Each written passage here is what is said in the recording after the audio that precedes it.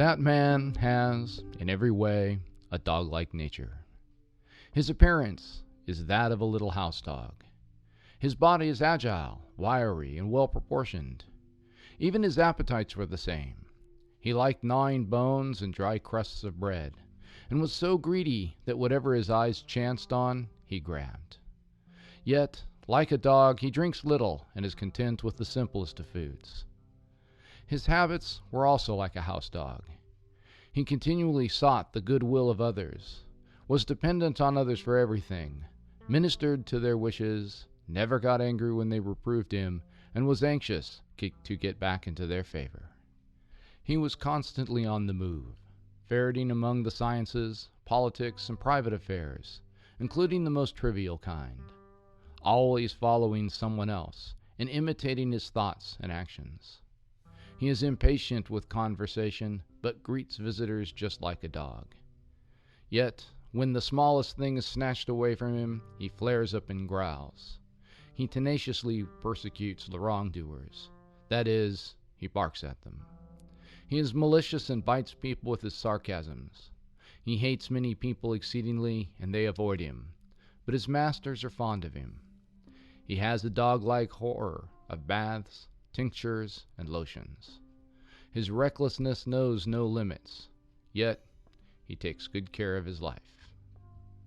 These words, written in 1598, were Johannes Kepler's self-deprecating description of himself.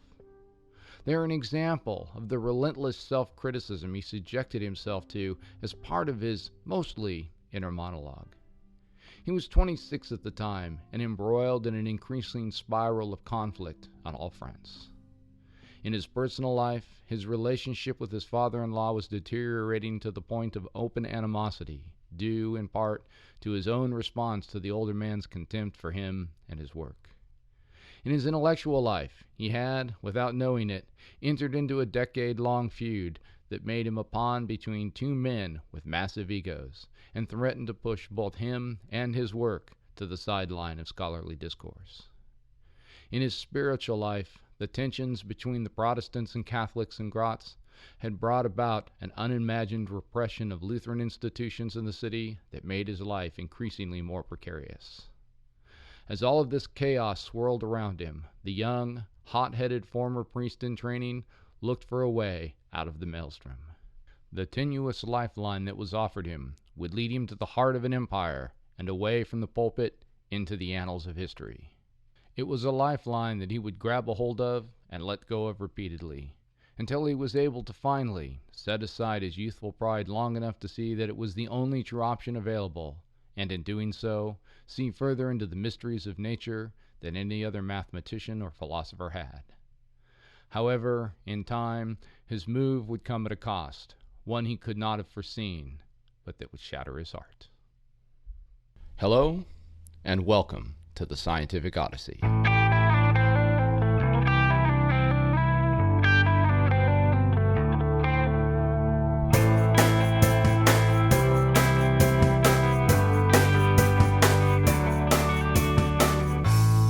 The Scientific Odyssey is a many-part journey into the history and philosophy of science.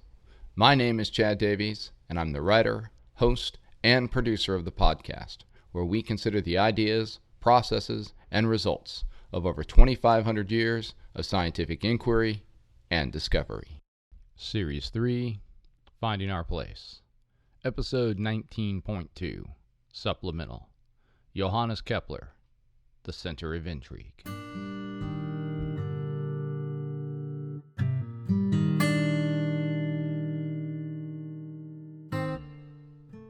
Johannes Kepler is a complicated figure in some ways, and no more so than at this time in his life.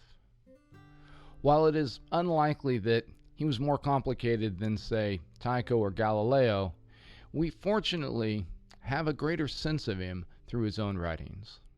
Kepler was a fairly meticulous chronicler of his own thoughts, both scientific and personal.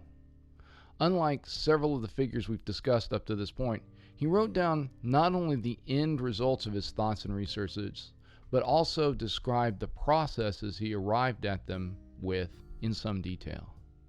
As such, we can see in his scientific work both the paths that led him nowhere and those that brought him to the understanding of nature that he was writing about. So too do we see his personal development and thought in his personal correspondence with others, most notably Michael Maitland and the other faculty at the University of Tübingen. We see the exultation and frustration, the enthusiasm and the anger, the joy and the despondency that filled his life. As much as any of this, we see his development as a person from his days as a seminary student, through his first job in Graz, through the uncertain first years in Prague, and so on. It's a remarkable insight into the mind and heart of a man who will so profoundly affect the course of human knowledge and understanding. As I mentioned in the lead-in, the last few years of Kepler's time in Graz were filled with stress and uncertainty. It was, without question, one of those periods of his life when everything seemed to go wrong and all he could do was try to keep his head above water as the tides and currents he had little knowledge or control over swept him along. In his family life, things were not very good.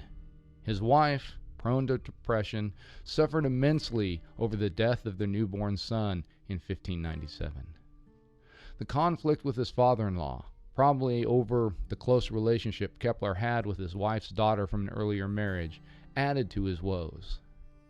In this, he may have been as much responsible for prolonging the feud in the attitude with which he responded to the barbs thrown his way by a man who likely regretted or even resented giving his daughter's hand in marriage to this outsider.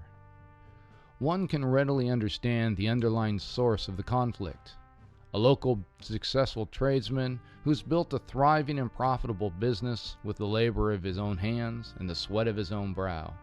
And yet he has to compete for his granddaughter's affection with a man from the north whose devotion to the marriage could be questioned, who dabbled in matters seemingly occult, and who was too smart for his own good. And unlike so many stories where the wife's love for her husband melts her father's icy heart, there was no mediator between Johannes Kepler and Jobst Müller to soften the blows and counsel against harsh words and pointed slights. The only thing that made the situation even slightly tolerable was the distance between the Müller estate and Graz, a blessing anyone who has had to put some distance between themselves and their in-laws to preserve the peace can understand. We discussed the deteriorating religious situation in Graz in our previous episode, and we'll return to it later, but there is a bit more to say at this time. Kepler was alone in being shielded from the worst of things.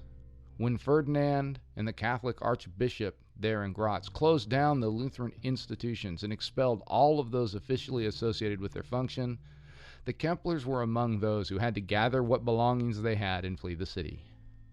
One would expect that they took refuge at Barbara's father's estates, but they had been forced to leave much behind.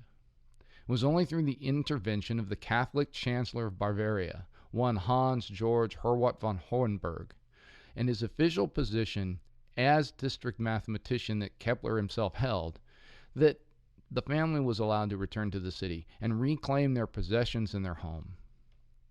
Kepler alone would be among all of those individuals who held positions of importance or authority in the Lutheran community of Graz that would be allowed to return. It should be noted here that the expulsion order didn't apply to all Lutherans of the city, just those in places of prominence or leadership. With that being said, however, Ferdinand's soldiers did go through the homes of those who could be identified as being Protestant and seized materials deemed to be heretical. Tens of thousands of printed works were burned as a result of this purge. Even for one as protected as Kepler was, it would have been very, very clear to him and his family that their position was precarious in the extreme. All of this is said in order to bring us to the third source of chaos in Kepler's life. The publication of the Mysterium Cosmographicum was a huge triumph for Kepler, and it behooves us to talk a bit about why. Obviously, on a personal level, the polyhedral model was tremendously satisfying for him in that it met the inner desire he had to see the universe in harmonious terms. That the model seemed to work fairly well, at least within the limits of the observations available to him, confirmed his belief that the cosmos was constructed in a way that reflected the mathematical mind of God, and that this mind was accessible to humans. Beyond this, though, it was a truly seminal work in astronomy at its time. First, it showed some really exceptionally innovative thinking. Anyone who read the work could see that, even those who felt Kepler was wrong in what he had done. Second, it was one of the only works since the publications of Reticus that had explicitly worked in a Copernican paradigm.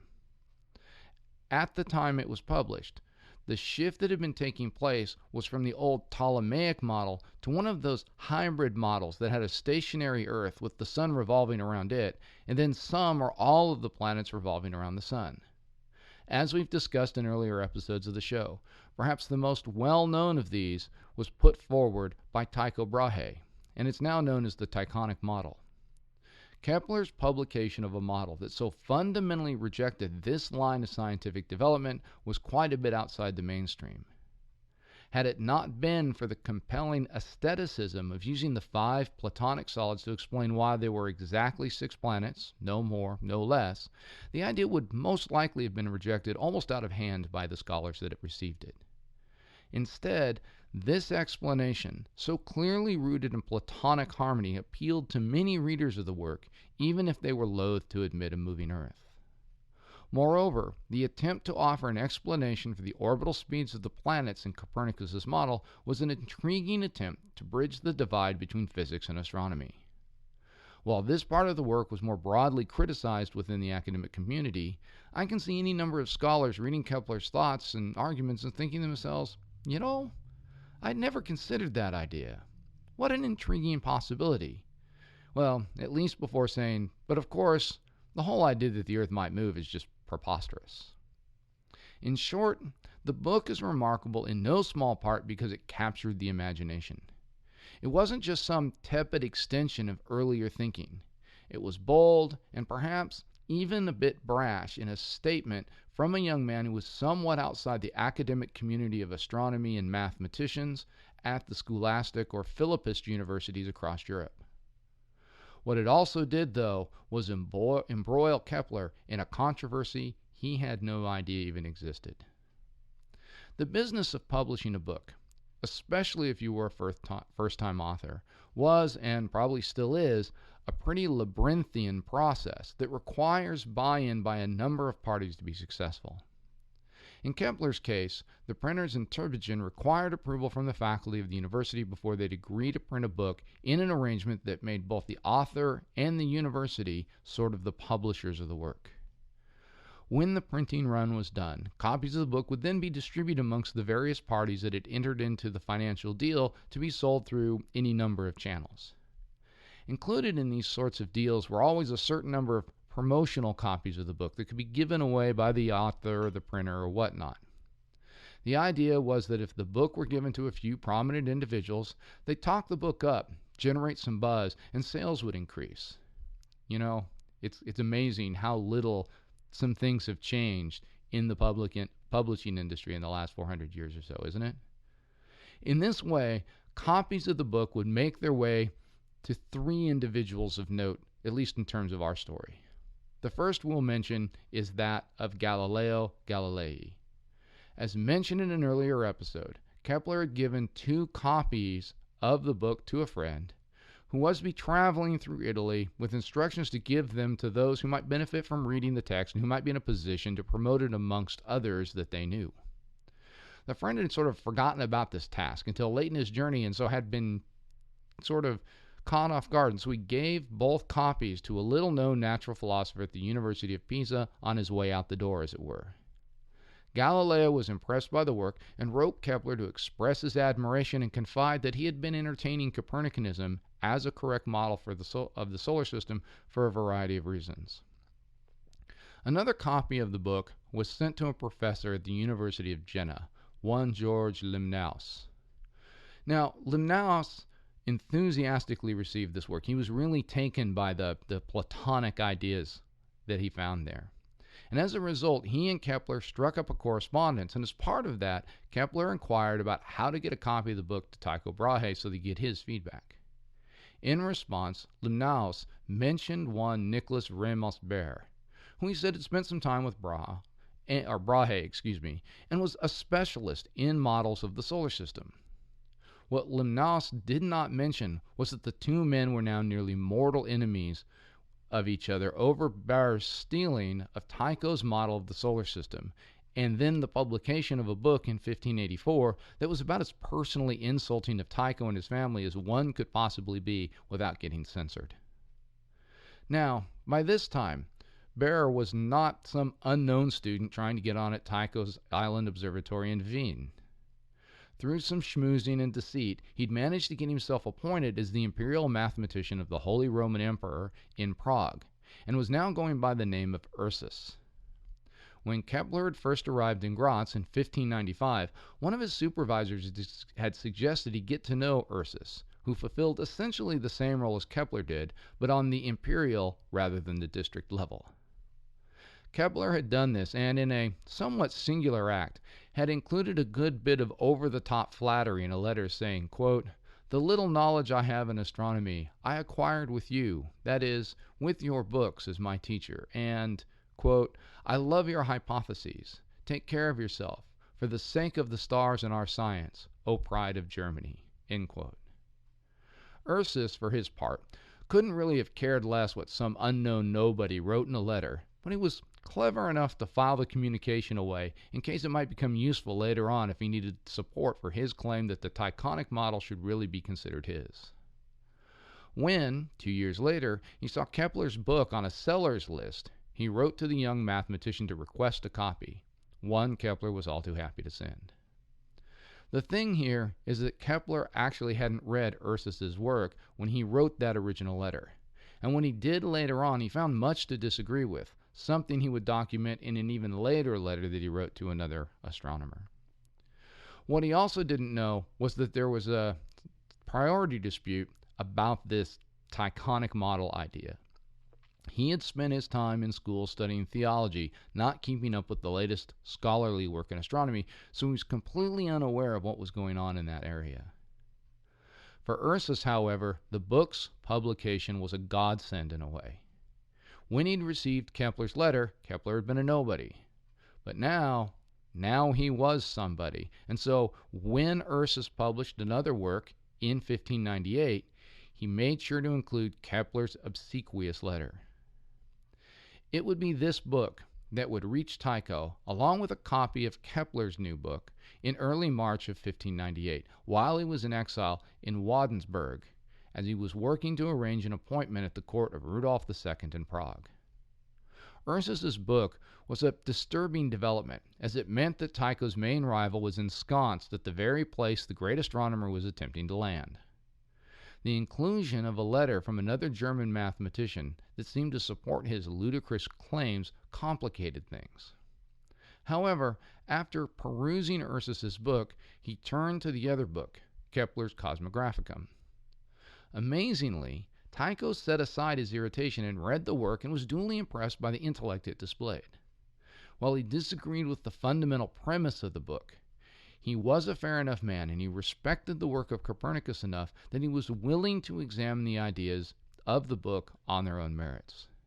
He was particularly intrigued by the central role of Kepler's thinking on harmonies occupied in the book, something that no doubt appealed to the man who had built an observatory using the same ideas realized in architecture. Tycho then turned to a third item of mail he received, and lo and behold, it was a letter from Kepler, asking Tycho for his opinion of the book. In the letter, Kepler had said that Tycho was, quote, the prince of mathematicians, not only of our times, but of all times, end quote. With Kepler's letter to Ursus, and to him, side by side, Tycho could see that the young man was working hard to ingratiate himself with as many figures of the modern astronomical community as he could through the use of this flattery. It was also clear to Tycho that Ursus had likely used Kepler's letter without the young man's knowledge or permission. As such, what Tycho saw in Kepler was a way to reverse the tables on Ursus. If he could flip Kepler from his position of support to one of condemnation, Ursus's humiliation would be doubly severe. To this end, Tycho took up pen and paper and began writing a response to Kepler's request, one that would set in motion a series of events that would bring together two of the greatest minds of the late 16th century.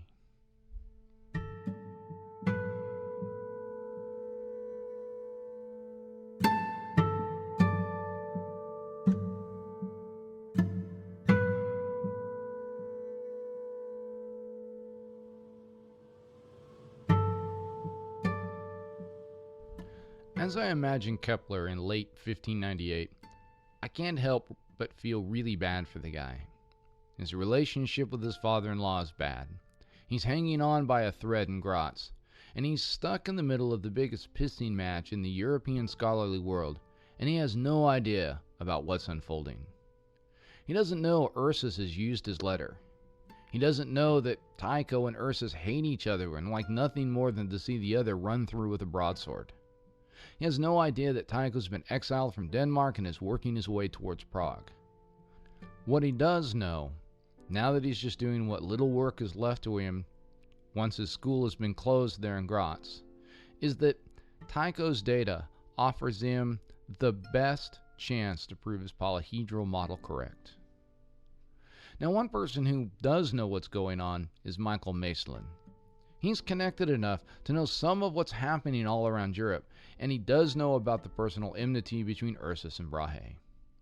When he reads a copy of Ursus's work and finds Kepler's letter there, he knows what all of this means.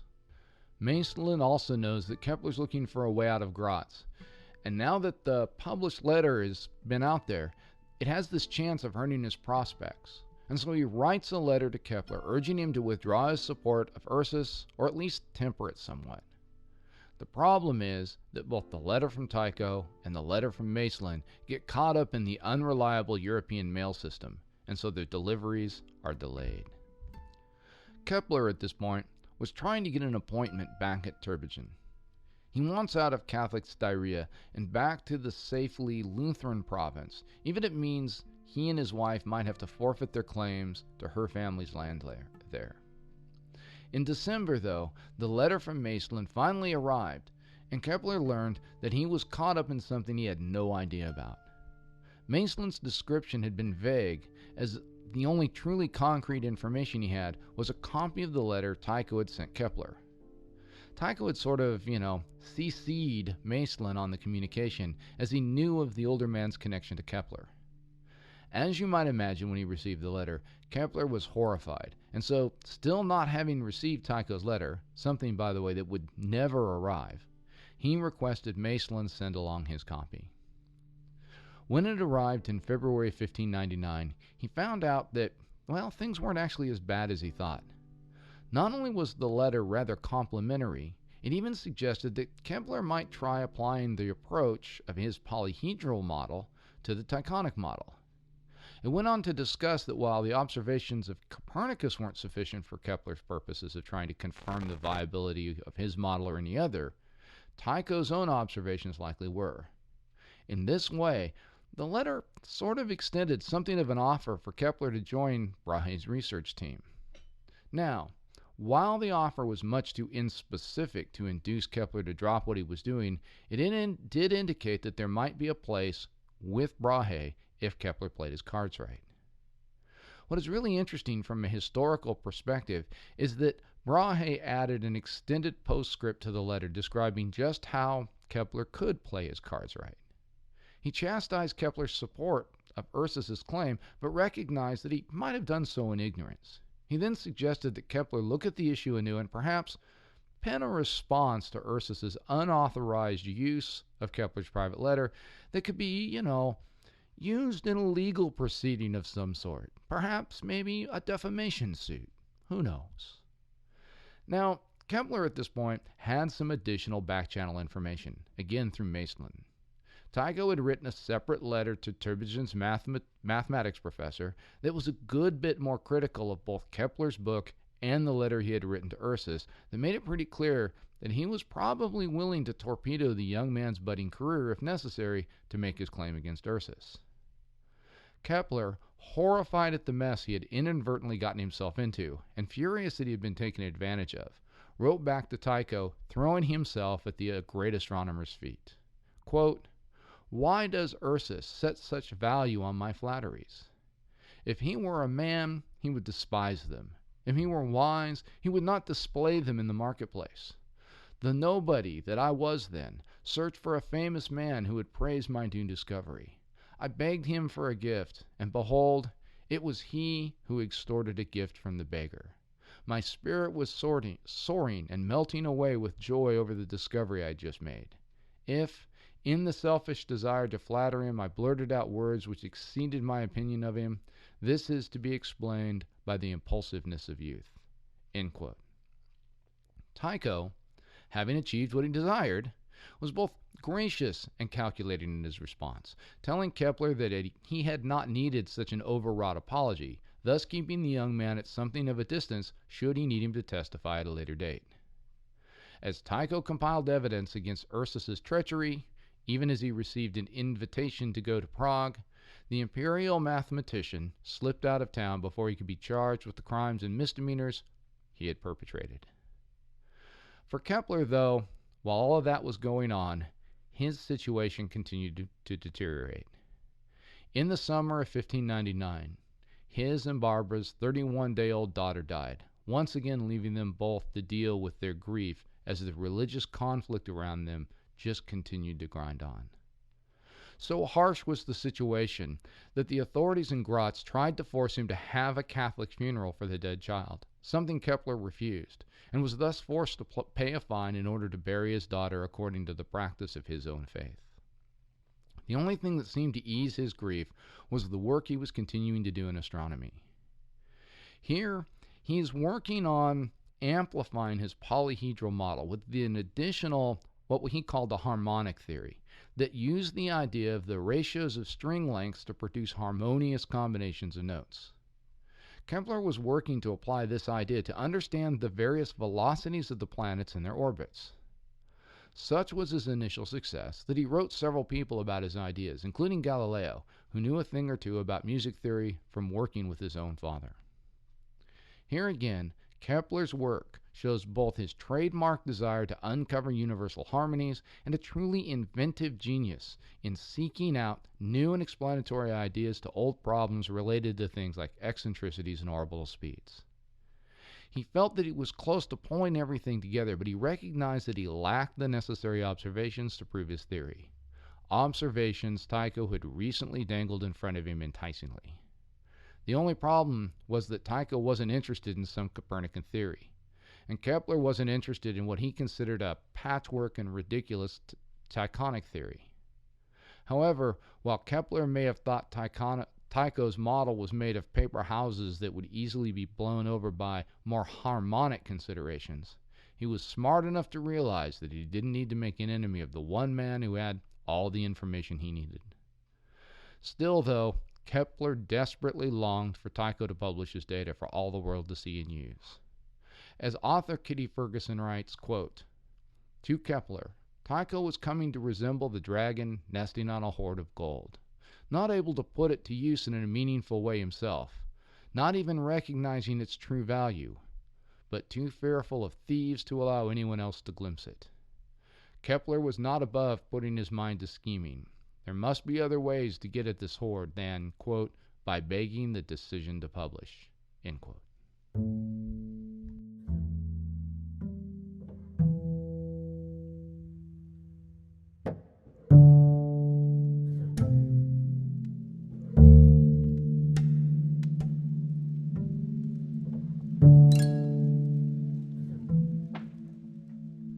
By the autumn of 1599, things were so bad that Kepler could no longer escape the turmoil by retreating to his mathematical speculations.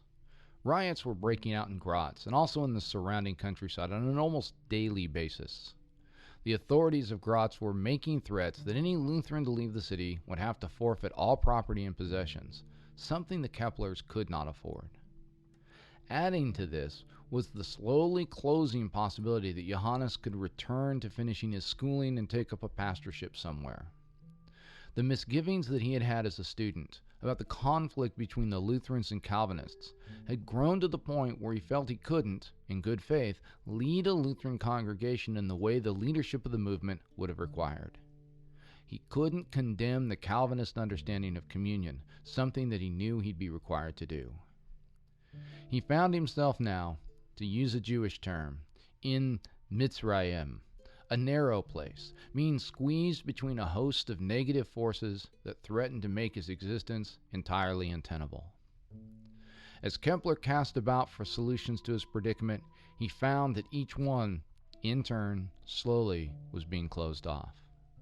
The only option that might make any sense would be to join Tycho's staff in Prague, but the offer that had been implied was too vague to bank anything on. As the century turned in 1600 dawn, Johann Friedrich Hoffmann, the baron there in Grünbüchel and Strinbach, a member of the Diet of Styria and counselor to Emperor Rudolf, extended to Kepler a remarkable offer.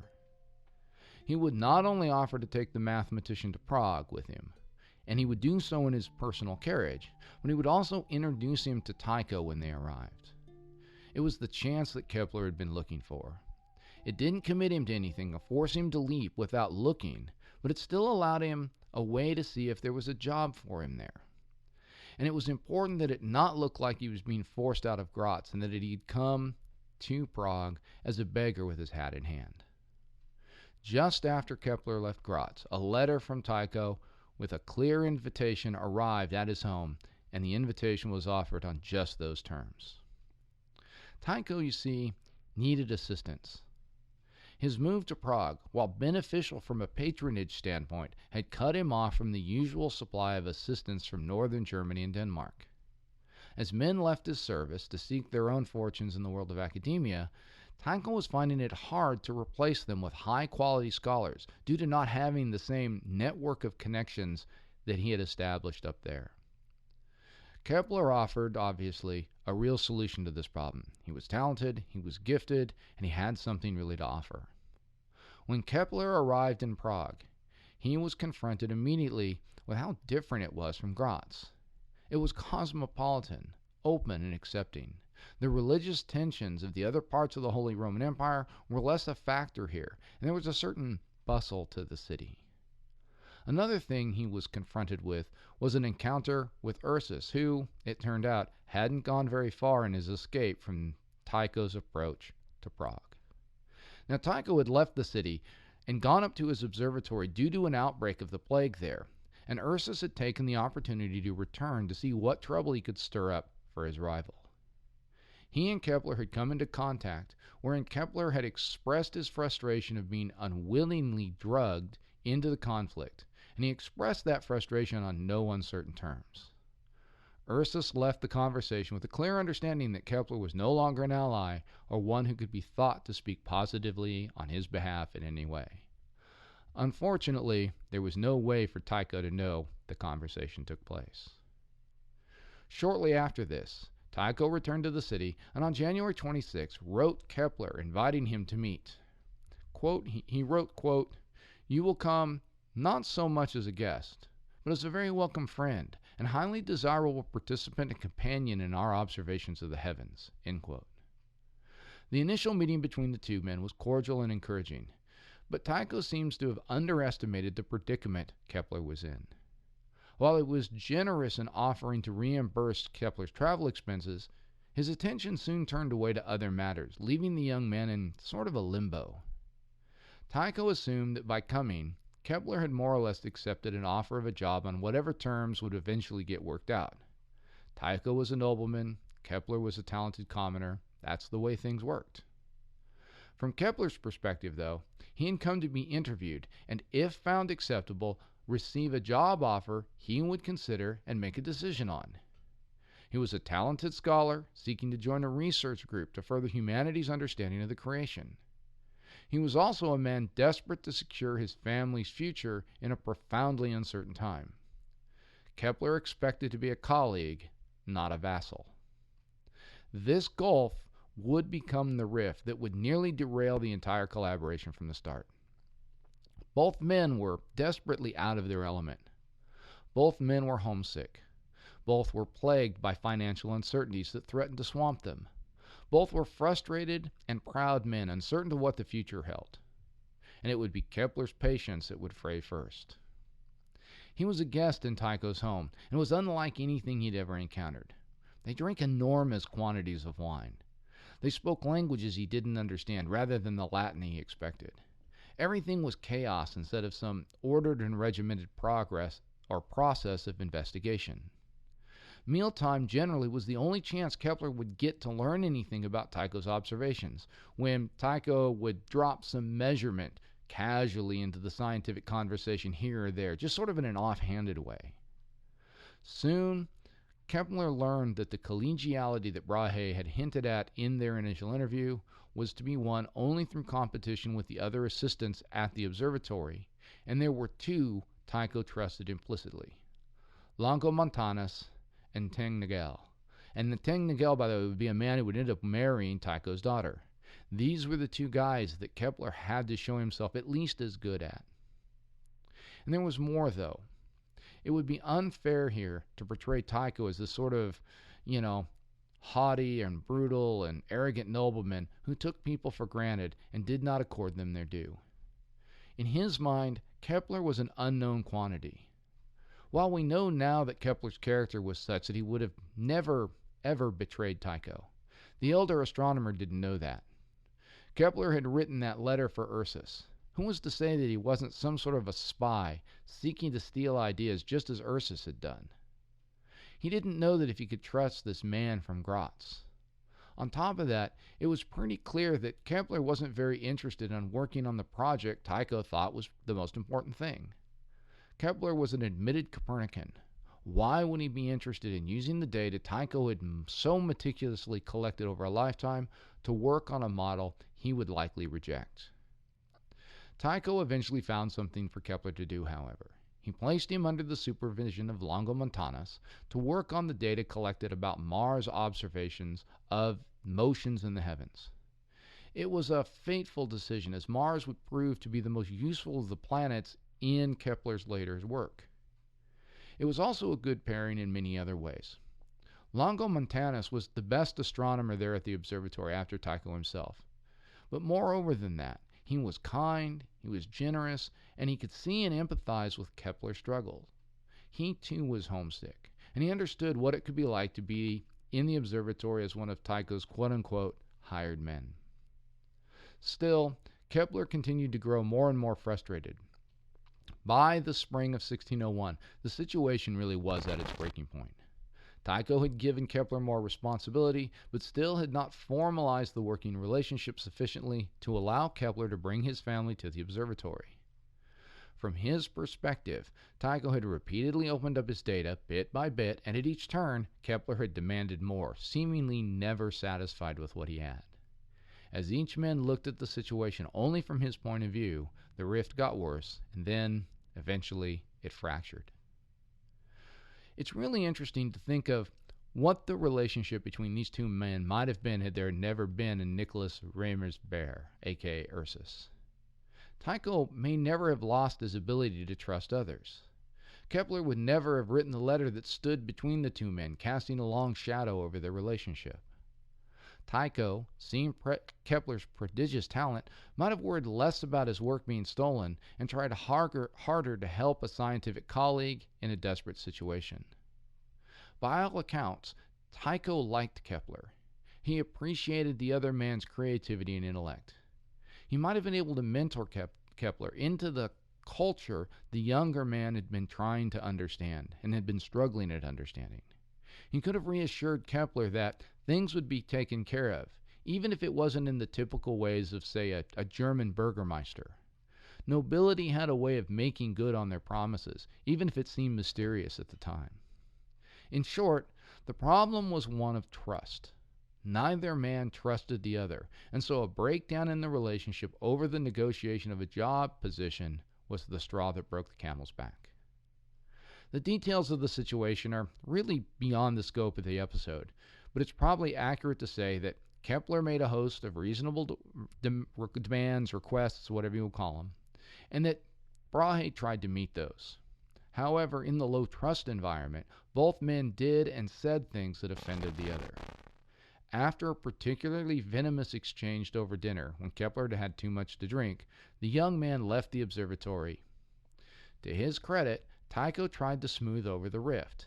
He finally seemed to realize that Kepler was not another Ursus, and that he was a proud man who would not bend his neck to another scientist.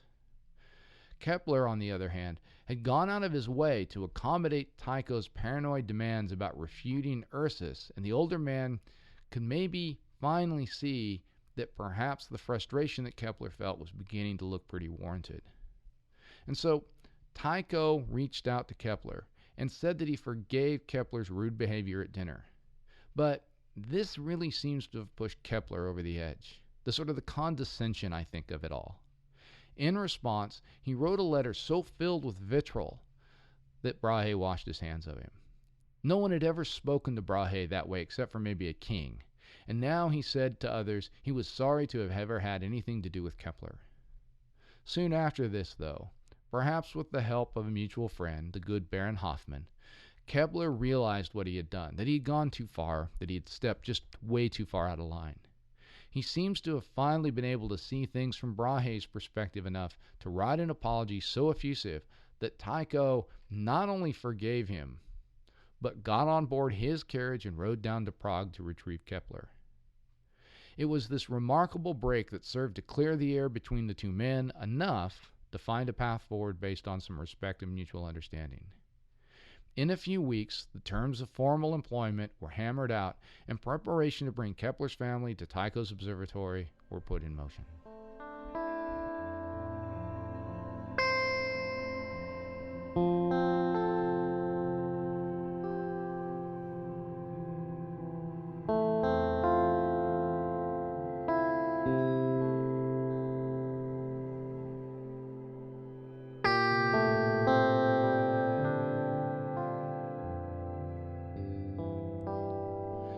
It had been a good plan and a fine arrangement, but it required one thing: that the authorities in Graz allow Kepler to continue his duties while in Prague and thus pay part of his salary. And it was kind of hoped that since, it was the same family, just different parts of it, that ran both of these areas of the Holy Roman Empire, that everything would go according to plan. However, when this piece was turned down, the entire thing fell apart, and Kepler was stranded in Graz. He had no job and no prospects. Soon after, the hammer blow that had been expected for the past 4 years finally fell. All of the citizens of Graz were summoned to an examination of faith. They could either confess their adherence to the Catholic confession and sacraments, pledge to convert in a certain amount of time, or be banished from the city. On August 2nd of that year, 1600, Kepler stood in front of the examiners and proclaimed that he was a Lutheran, and he would not renounce his beliefs.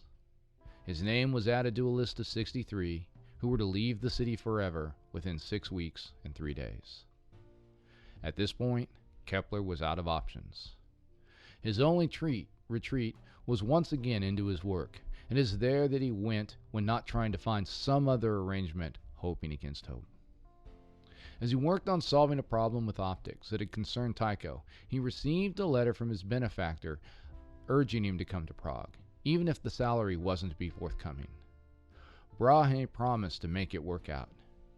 Yet, even with his banishment from Graz looming, Kepler continued to search for other options until they finally all ran out. And so in September of 1600, the family set out first for Linz and then Prague.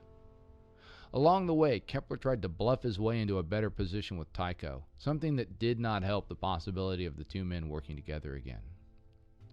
When Kepler arrived in Prague, he had contracted a fever, probably from all of the stress and travel and just everything else that went along with what had happened, and it was something that would actually plague him all the way into 1601.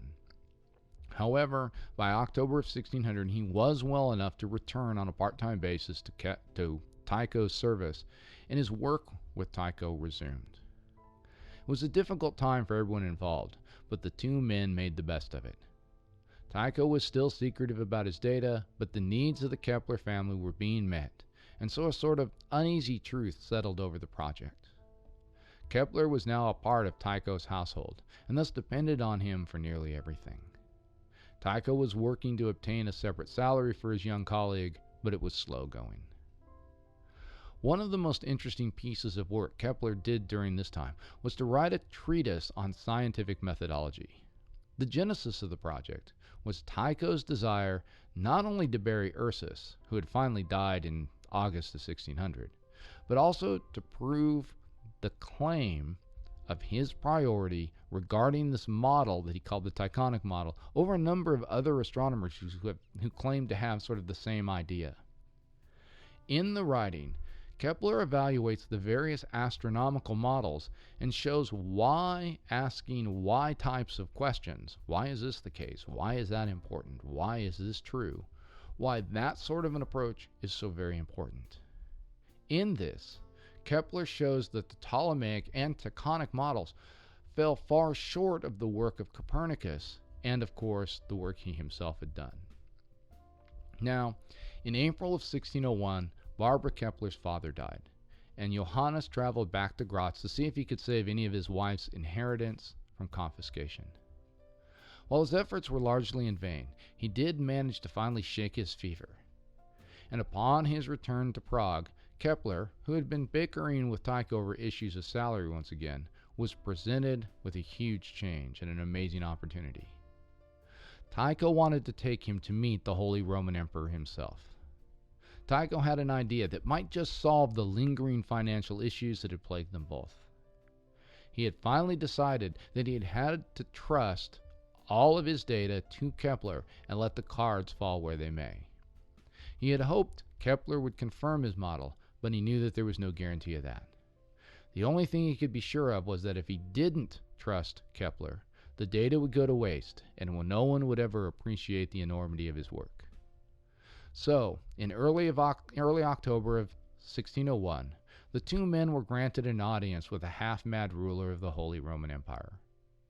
Tycho presented the idea that the two men would undertake the task of preparing a new set of astronomical tables, more accurate than any ever produced.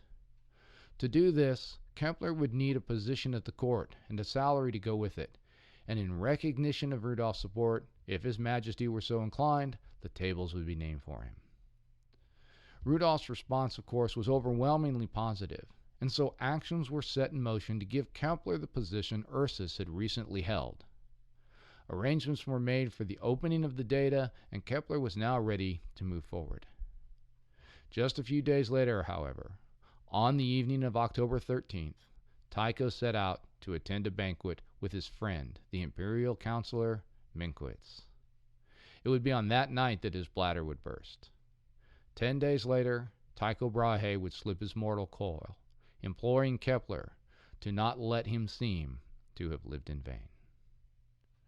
Tycho's funeral was a spectacular affair, and afterwards Kepler would write, quote, "The casket was draped with black cloth and decorated in gold with the Brahe coat of arms. In front of the casket were carried candlesticks, likewise adorned with his arms, and a black damask banner displaying his titles and arms. In gold was led his riding horse, followed by a black taffeta banner, and then another horse draped in black cloth. The casket was borne by 12 imperial officials, all noblemen. Behind the casket walked Tycho's younger son, between the Swedish Count Erik Brahe and the Baron Ernfried von Minkwitz, in long mourning dress.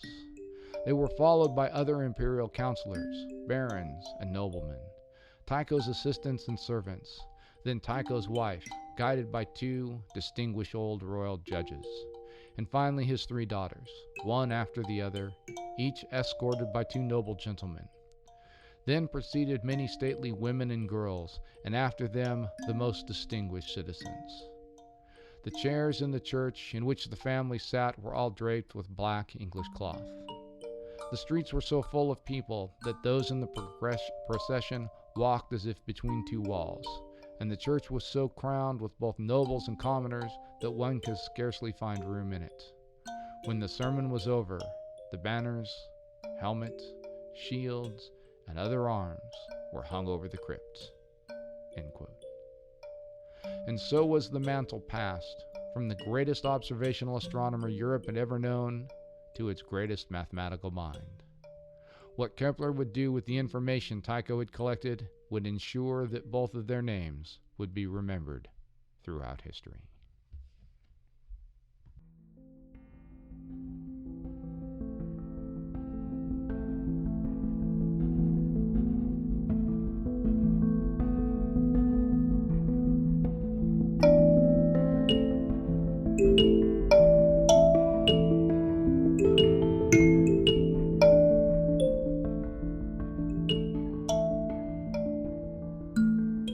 As we reach the conclusion of this short slice of the life of Johannes Kepler, I hope that you've gained some insight into the events that were so pivotal in the development of humanity's understanding of the cosmos.